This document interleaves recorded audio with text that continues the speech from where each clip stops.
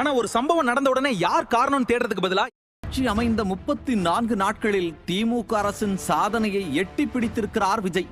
யார குறை சொல்லலாம்னு தேடுற மனநிலை ஏன்?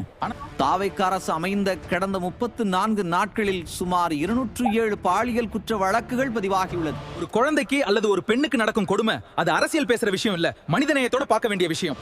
அதில் குழந்தைகளுக்கு எதிரான பாலியல் குற்றங்கள் மட்டும் 106. ஒரு குழந்தைக்கு நடந்த கொடுமை அது அரசியல் இல்ல, அது ஒரு சமூகத்தின் வலி. ஆனா அதிலும் தாவேக்கவினர் சம்பந்தப்பட்ட வழக்குகளை எண்ணி முடியவில்லை. ஆனா அந்த வலியையே அரசியல் ஆயுதமா மாற்றுறது சரியா? தவறு நடந்தா குற்றவாளிக்கு தண்டனை கேட்கணும். தொடர்ந்து ஆளுங்கட்சியினர் அட்டூழியம் செய்கிறார்கள். இனிமே இது போன்ற சம்பவம் நடக்காத அளவுக்கு பாதுகாப்பு கேட்கணும். ஆனா இது ஊடகங்களுக்கு தெரிய வந்த செய்திகள் மட்டுமே. ஆனா ஒவ்வொரு பிரச்சனையும் ஆட்சியை குறை சொல்ல ஒரு வாய்ப்பா மட்டும் பார்க்க கூடாது. ஊடகங்களுக்கு தெரியாமல் எத்தனை இருக்கிறது என்பது தெரியவில்லை. கேள்வி கேட்பது ஜனநாயகம், ஆனா தீர்வு தேடுறதுதான் பொறுப்பு. பல இடங்களில் காவல்துறை வழக்கு பதிவு செய்யவில்லை என்கிற குற்றச்சாட்டும் எழுகிறது. குழந்தைகளின் பாதுகாப்பு அரசியலுக்கு மேலானது, அதை வைத்து அரசியல் செய்யறதுதான் பெரிய கேள்வி. இத்தனைக்கு பிறகு தெரிய வந்ததே 207 குற்றங்கள். குற்றத்துக்கு எதிராக குரல் கொடுப்போம், கண்ணீருக்கு மேல அரசியல் செய்ய மாட்டோம். NCRB டேட்டா வரும்போதுதான் முழுமையான எண்ணிக்கை தெரிய வரும். குற்றத்தை எதிர்க்கணும், அரசியல் செய்யக்கூடாது. சிங்கப்பெண் சிறப்பு படை என்கிறார்கள். நடிகர் விஜயை நம்பி வாக்களித்த மக்கள் அதனை அதிரடிப்படையாகத்தான் பார்க்கிறார்கள். குழந்தைகளின் பாதுகாப்பு ஒரு கட்சியின் பிரச்சனை இல்ல, ஒரு சமூகத்தின் பொறுப்பு.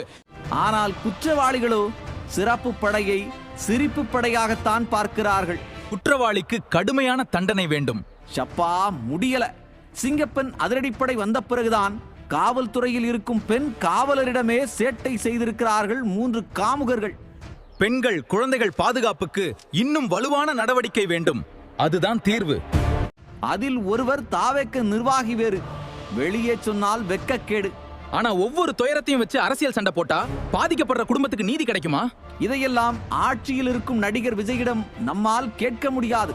கேள்வி கேளுங்க, கண்டிப்பா கேளுங்க. ஆனா அந்த கேள்வி தீர்வுக்காக இருக்கட்டும்.